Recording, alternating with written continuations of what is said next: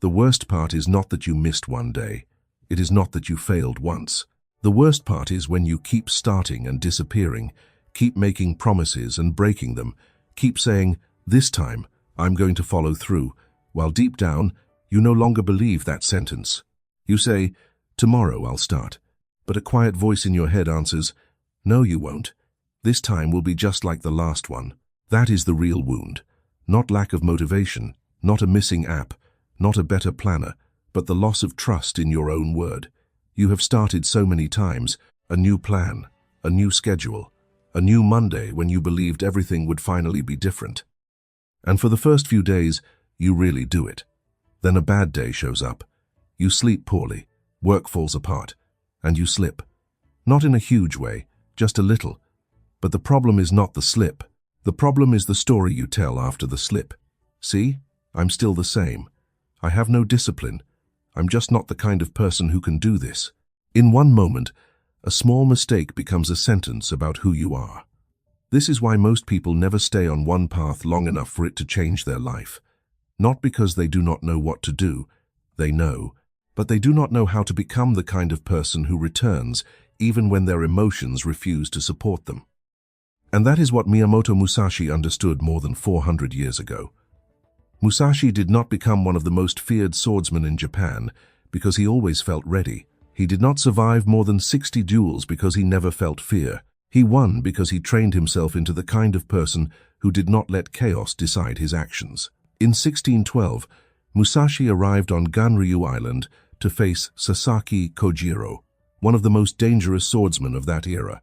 He arrived late, carrying not a beautiful sword but a wooden oar he had carved into a weapon. Within moments, the duel was over. Musashi won.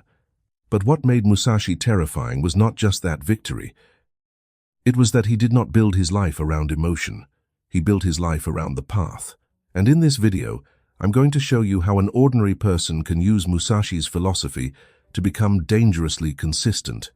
Not by hating yourself more, not by forcing yourself to become a machine, but by building a new identity, the kind of person who always returns to the path, even when no one is watching. If you see yourself in this cycle, hit like so this video can reach someone else who needs it.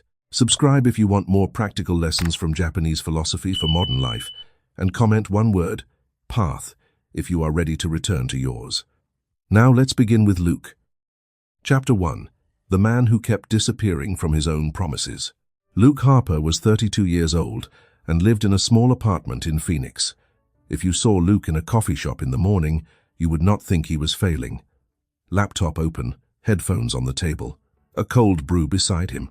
In his Notion workspace were beautifully written goals: fitness brand, content channel, personal discipline, financial freedom. Luke read books and listened to podcasts. He knew how to talk about habits, mindset, and productivity. He was not unintelligent, not unambitious, but he had one problem. He kept disappearing from his own promises. 3 years earlier, he had started a Shopify store selling fitness products. The idea was not bad. The market had demand. He had friends helping with the logo and ads, and a small amount of savings that gave him a few months to try. In the first month, Luke was on fire. He stayed up late adjusting the landing page, replied to every customer message, and told his friends he had finally found his direction. But the business did not die in one dramatic catastrophe. It died in much smaller things. A customer email left unanswered, a supplier call postponed, an evening when he was supposed to write ad copy, but told himself, "I'll do it after one episode." One episode became 3. One late day became a week. One week became the feeling of not wanting to open the laptop at all. The problem was not the product, not the market, not the algorithm. Luke's plan may not have been perfect, but it was not the weakest part. The weakest part was the person responsible for carrying out the plan. He could be strong when his emotions were high, but when his emotions dropped, his entire system dropped with them. After 6 months, the store closed. No one betrayed him. Just dozens of small broken promises until the project could no longer stand. The most painful part was not losing money. It was that Luke knew he had helped kill it, that if he had replied to customers faster and stopped turning every morning into a negotiation with procrastination, things might have been different. After that, Luke tried many other things: a YouTube channel, a newsletter, a workout program, a reading plan, a coding course. Everything started with high energy, and everything ended in silence. Slowly, Luke stopped trusting himself. This is a very quiet kind of collapse. When you break promises to other people, you lose credibility with them. But when you break promises to yourself too many times, you lose credibility with your own mind. You can still speak big goals out loud, but inside, a part of you no longer stands up to believe. It just folds its arms and says, "Keep talking. I've heard this before." And before the world even gets the chance to defeat you, you are already divided from within. But division does not have to be permanent. Luke's story began to change the evening he finally stopped trying to fix himself alone. Chapter 2. The Truth Motivation Cannot Fix. One Friday night, Luke sat alone in his apartment. On the screen was a file called Life Reset Plan. He laughed, not because it was funny, but because he had named too many files like that before. Reset Plan. New me. No more excuses. Every time, it looked serious. Every time, it ended the same way. That night, a friend sent him a link to a small talk in downtown Phoenix about Japanese philosophy and modern discipline. The speaker was Marcus Heiho, a former athlete who had spent years in Japan studying Kendo, Zen, and the philosophy of Miyamoto Musashi. Luke did not want to go. He was tired of motivational talks and promises that believing in yourself would change your life. But staying alone felt worse. So he went. The room was small, just a few dozen people sitting quietly. Marcus walked up and wrote one sentence on the board. A person is not defeated by one great failure. A person is defeated by small acts of self-betrayal. Luke stared at that sentence for a long time. Marcus said, "Most people think they need more motivation, but motivate like just fire.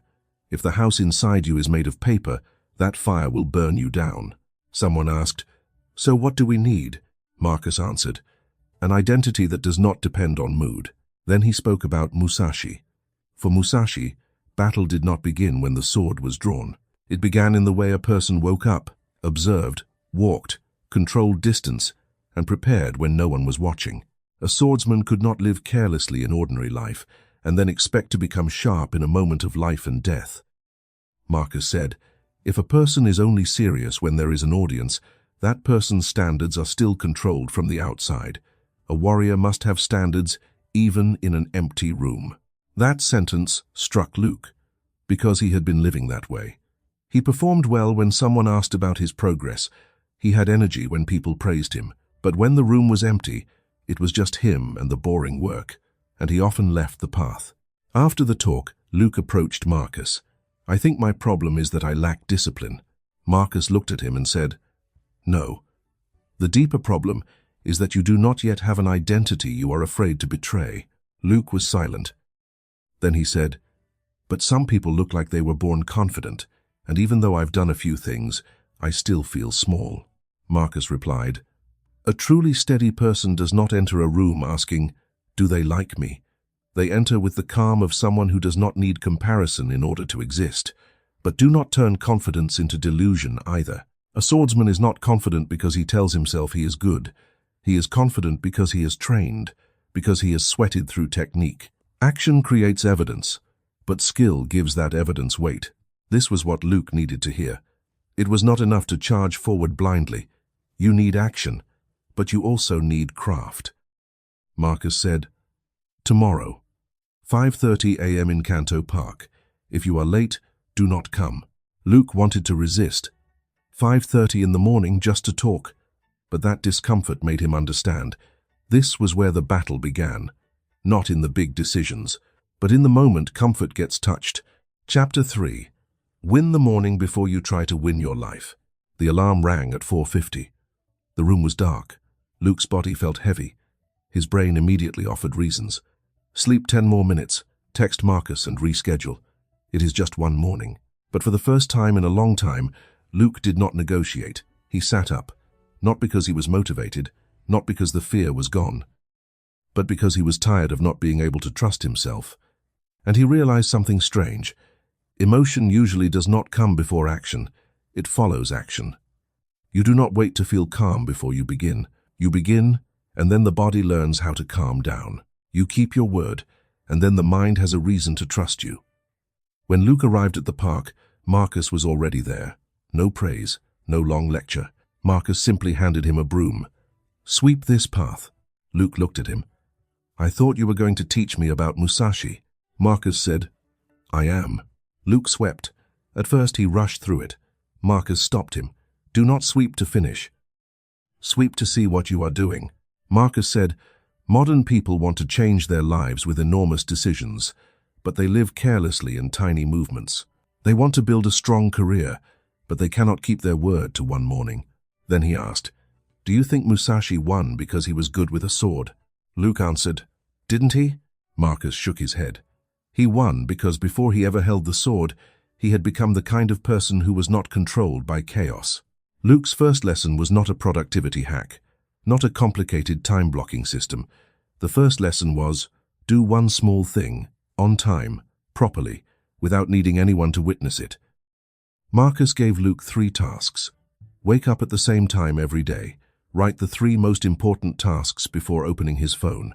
Finish the first task before checking email. Then he added, do not rely only on willpower. Willpower is very arrogant at night and very weak the next morning. Design your environment so the right path becomes easier to begin. Luke began preparing his desk the night before, leaving his phone outside the bedroom and placing his running shoes by the door. If he wanted to stop scrolling, he could not keep the doorway to chaos in his hand. And if something made him afraid, Marcus told him not to wait until the fear disappeared. Bring the fear with you, he said. Do not let it sit on the throne. Let it walk beside you like a noisy guest, while you remain the one holding the sword. The brain was designed to help you survive, not to help you become great. It will exaggerate discomfort before you act. But often, if you step into the task for a minute or two, the fear begins to lose control. If the mind is too loud to begin, use the body to pull it back. Luke stopped thinking. He washed his face with cold water, walked once around the block, and returned to the desk. Just 10 minutes, but enough to tell the mind, the battle is not over. Marcus said, the inexperienced try to defeat themselves with force. The strategic do not let the battle happen on unfavorable ground. That is Musashi's Heiho in modern life. Strategy is not only defeating an opponent, it is arranging your life so the weakest part of you does not get to command the entire day. Then Marcus told Luke to write 3 versions of the same path. On a good day, Luke could write 3 pages, film a video, and plan the week. On a normal day, 1 page and the main task. But on a bad day, he still had to do the minimum, write 10 lines, not to create a massive result, but to avoid breaking the identity. Marcus said, the rigid will break. The person with no center will be swept away. The strategic person is flexible in how they move, but not flexible about whether they move. The system that survives longest is not the most perfect system. It is the system that still works when life is not ideal.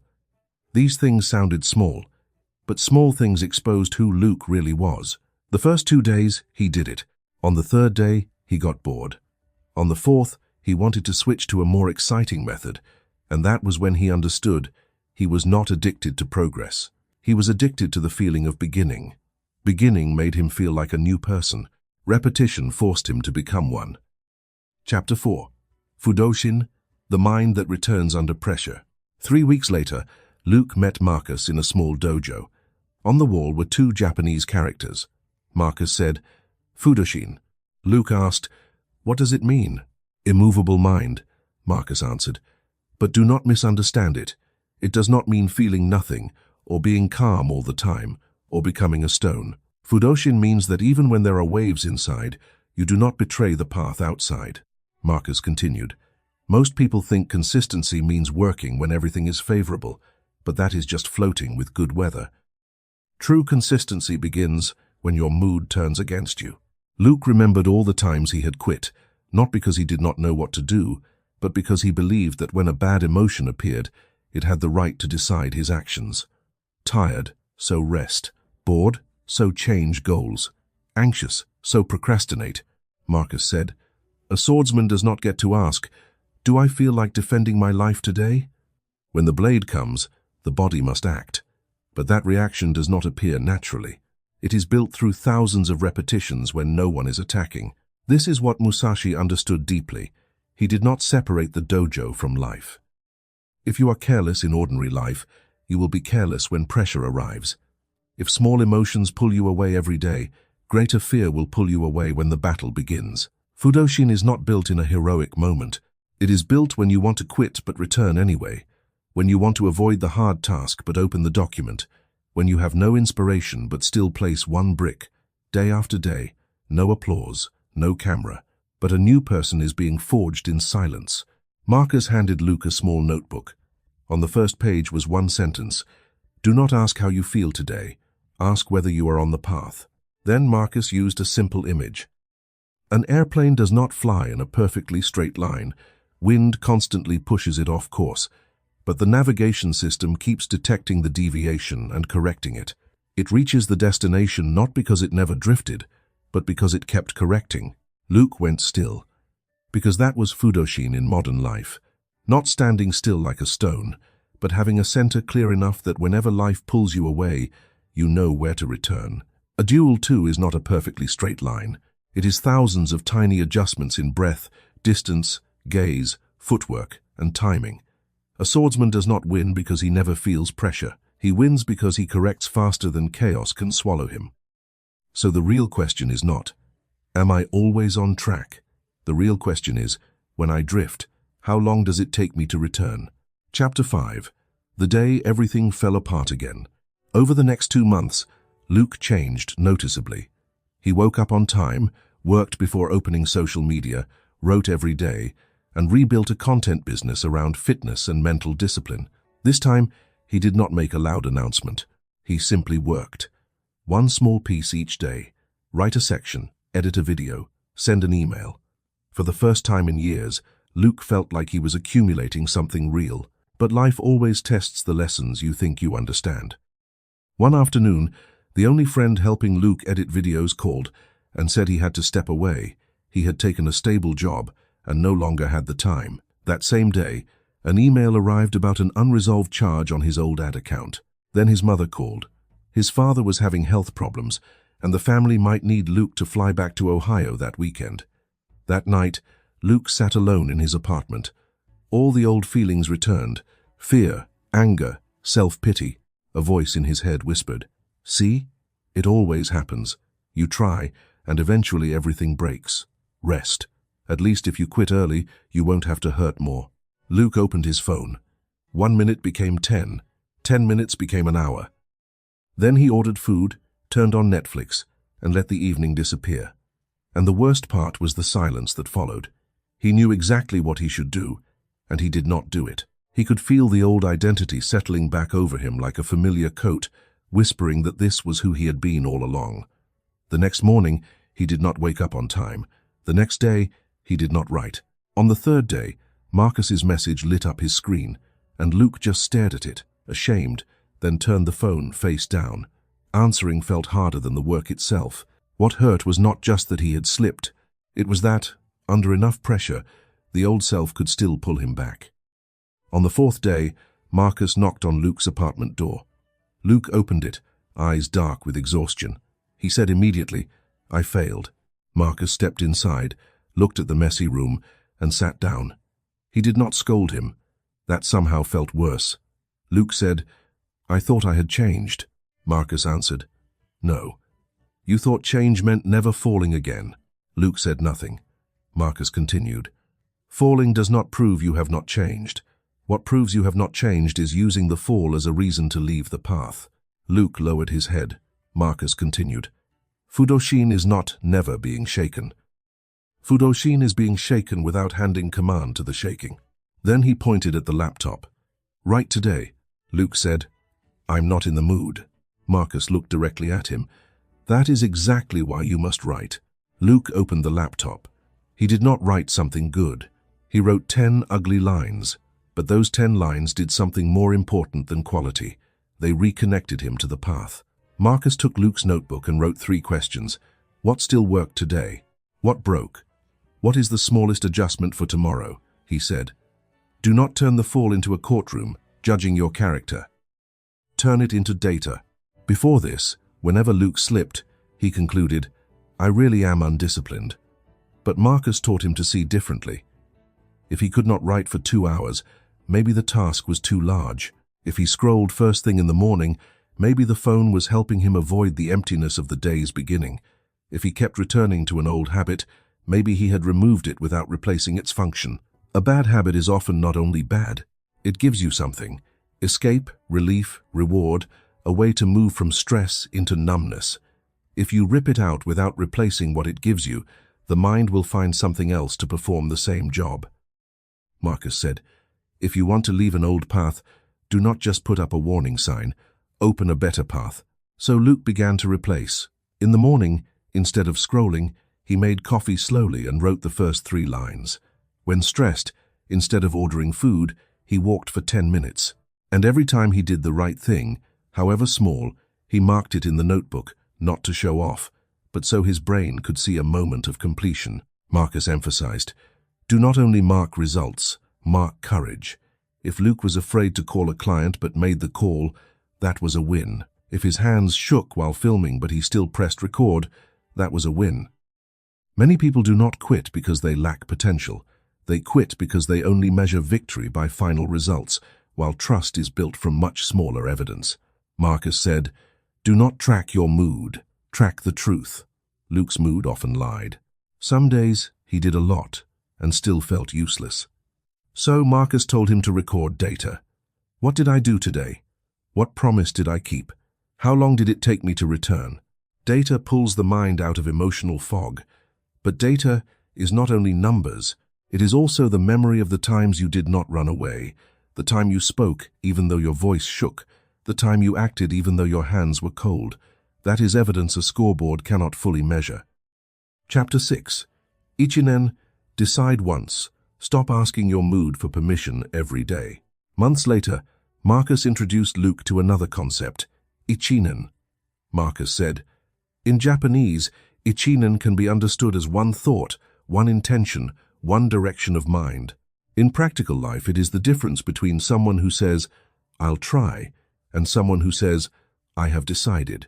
Luke asked, "What is the difference?" Marcus answered, "The person who says, 'I'll try,' keeps the back door open. If it gets too hard, they leave. If it stops being fun, they change. If no one recognizes them, they doubt. But the person who has decided does not use emotion as a condition for action." This was what Luke had lacked for years. He always tried business, tried making videos, tried training, tried changing. And because he only tried, he always left himself an honorable exit. If he quit, he could say, "Maybe this just isn't for me." But the truth was, he had never stayed long enough to know what was really for him. Marcus said, Musashi did not enter a duel with the mindset of trying to see if he could win that day. He entered as a man unified with his action, not divided, not negotiating, not asking whether he liked the situation. Ichinen is not tension or obsession. Ichinen is clarity, and that clarity has 3 movements: cut, execute, small, optimize. Cut means that if this path truly matters, you stop giving trivial things the right to occupy your life. A warrior does not carry the entire noisy room into battle. Execute small means you do not turn the goal into a mountain that terrifies you. If you need to write a paragraph. If that is too heavy, write 1 sentence. A person rebuilding trust does not need another enormous promise to break.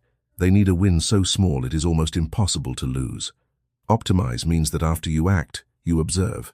What made it easier to begin? What needs to be removed? Musashi did not win because he repeated blindly. He observed, adjusted, refined, until strategy became instinct. Marcus called this deciding once, not waking up every morning and asking again, "Do I still want to become that person today?" For the things that truly matter, you decide once in a clear state of mind, then design your day to protect that decision. That is not rigidity. That is refusing to let your mood rewrite your vow every day. When a person has not decided, every day becomes a trial. Should I continue? But when a person has decided, that question disappears. They are still tired, still afraid, still have bad days.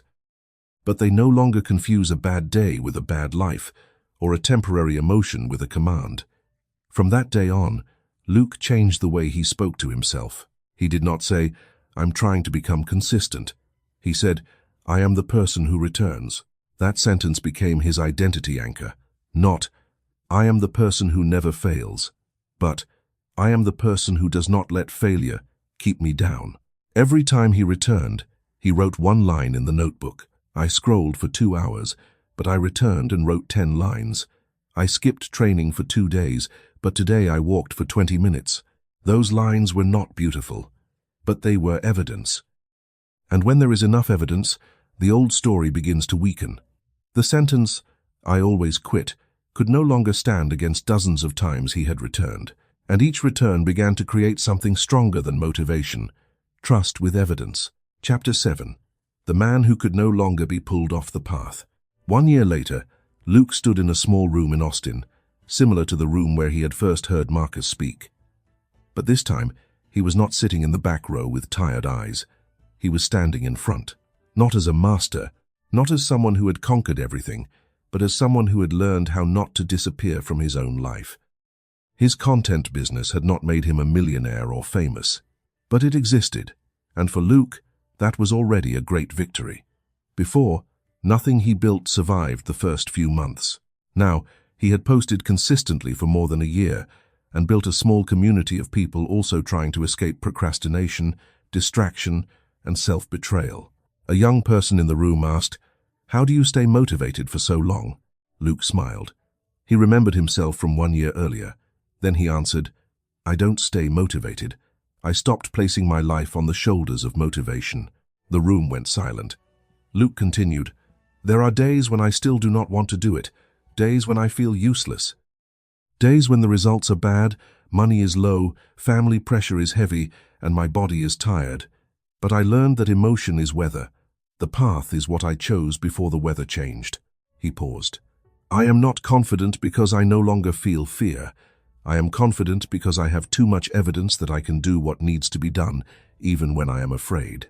Then Luke spoke about Musashi, about Fudoshin, the mind that is not pulled away, about Ichinen, absolute intention, about Heiho, strategy as a way of living, and finally about Dokkodo, Musashi's final text, written only days before his death. Within it is a very clear spirit: never stray from the path, not the easiest path, not the path that gets the most applause, but the path that forges you into the person you need to become. Luke said, "You do not become dangerous because you always have energy. You become dangerous when the world can no longer predict when you will quit, because you no longer quit the way you used to." That is dangerous consistency. Not loud, not arrogant, no announcement needed. Just one person silently returning, day after day, until life itself has to make room for that persistence. Conclusion. The return is the only streak worth worshipping. Luke did not fail because he lacked intelligence, opportunity, or knowledge.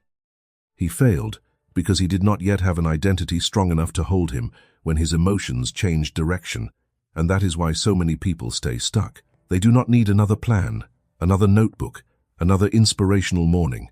They need to become the kind of person who does not betray the path just because today feels uncomfortable. Miyamoto Musashi left us more than stories about swordsmanship. He left us a way of seeing life.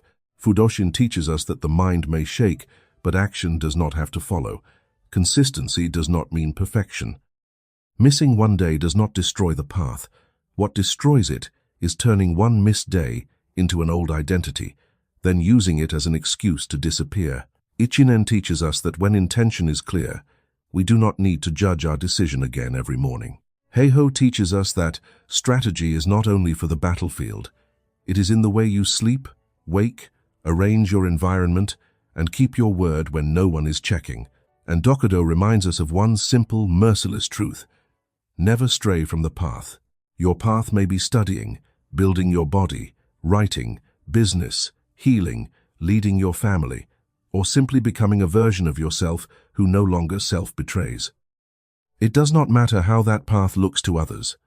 What matters is whether you still walk it when no one is watching. Because in the end, consistency is not created on the days that feel easy. It is created on the morning you want to sleep in but sit up anyway. On the night you want to give up but complete one small part. In the moment you fall, feel ashamed. but instead of disappearing for 3 months, you return the next day. That is how a person becomes dangerous. Not because they are aggressive, not because they never feel fear, but because they are no longer easily knocked off their own path. A person like that does not need to feel ready. They have learned how to act before readiness arrives. Remember this, the perfect streak is not the most important thing. The return is the only streak worth worshipping. If you fall, return small. If you drift, correct fast. If you lose one day, do not pay an extra week to guilt. Open the document, write one ugly sentence, walk for 10 minutes. Do one action so small that your ego thinks it is almost ridiculous, because the strength is not in the size of the first action. The strength is in the signal that action sends back to the mind, I have returned. And a person who always returns will eventually become someone who cannot be defeated. If this video spoke to you, hit like so it can reach someone who needs to return to their path. Subscribe if you want more practical lessons from Japanese philosophy for modern life, and comment below, what path do you need to return to today? I'll see you in the next video. And remember, never stray from the path.